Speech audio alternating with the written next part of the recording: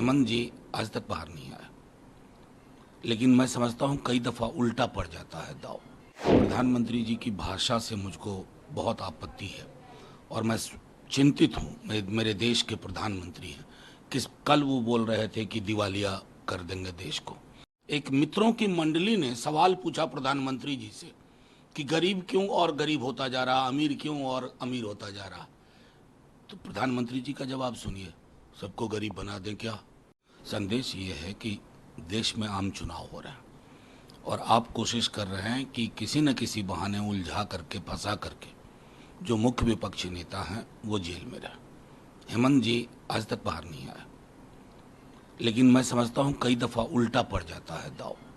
ये आग्रह होगा भाजपा से कि आप उन तानाशाहों की तरह रवैया ना रखें दुनिया के जो और हैं, क्योंकि ये लोकतंत्र है, इसको उसी स्वरूप में रहने दीजिए। पॉलिटिकल लड़ाई पॉलिटिकली लड़िए। ईडी, आईटी, सीबीआई के कंधे पर बंदूक रख करके कोशिश ना करें। प्रधानमंत्री ने कहा है कि इंडिया अलायंस जो है वो दिल्ली को बर्बाद करने के डेवलपमेंट में काम कर रहा है। आज 4 सीट भी लड़ने की हैसियत में कांग्रेस वहाँ पे नहीं है। अब देखिए, मैं सीधी सी बात है, दिल्ली को बर्बाद करने के मतलब प्रधानमंत्री जी की भाषा से मुझको बहुत आपत्ति है और मैं चिंतित हूँ। मेरे देश के प्रधानमंत्री हैं, कल वो बोल रहे थे कि दिवालिया कर देंगे देश को। 16 लाख करोड़ अपने मित्रों के आप माफ़ करें तो दिवालियापन की कोई गुंजाइश नहीं होती है। लेकिन हाँ, सिलेंडर 500 रुपये देंगे, गरीब गुरबा महिलाओं को 1 लाख रुपए प्रति वर्ष देंगे, तेजस्वी जी 1 करोड़ नौकरी की बात करते हैं। तो ये दिवालियापन कहाँ है? इसको कहते हैं पॉवर्टी ऑफ आइडियाज़। ये विचारों का दिवालियापन है जो प्रधानमंत्री जी और उनकी टीम पर है। उस दिवालियापन को एड्रेस करें। कल हेमंता विश्व शर्मा बिहार में थे, उन्होंने कहा है कि हमने आसाम में 700 मदरसे बंद किए हैं और मुल्ला बनने की दुकान नहीं खोलने देंगे। मैं इस व्यक्ति को बहुत पहले से जानता हूँ।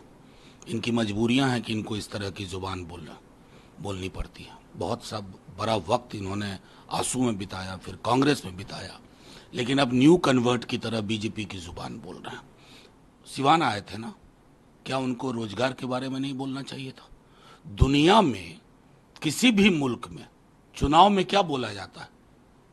आय की असमानता दूर करेंगे, गरीबी दूर करेंगे, बेरोजगारी का जो दंश है 5 दशक में सबसे ज्यादा, उसको एड्रेस करेंगे। वो आप बोल नहीं रहे हैं, डॉग विसिल पॉलिटिक्स कर रहे हैं। तो आप तो उन्हीं की तरह व्यवहार कर रहे हैं।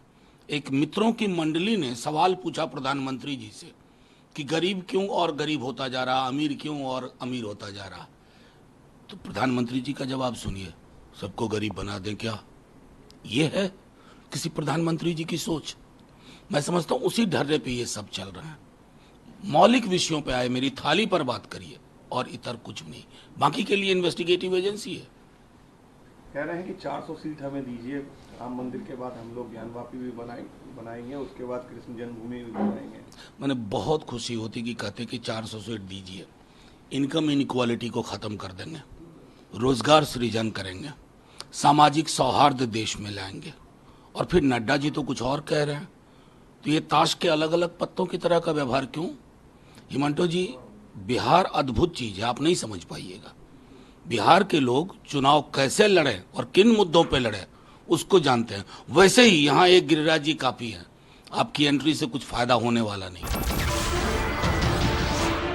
नमस्कार, मैं हूं मानक गुप्ता।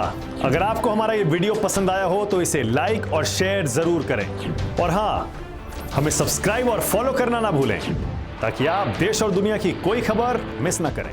तो जुड़े रहिए हमारे साथ और देखते रहिए न्यूज़ 24।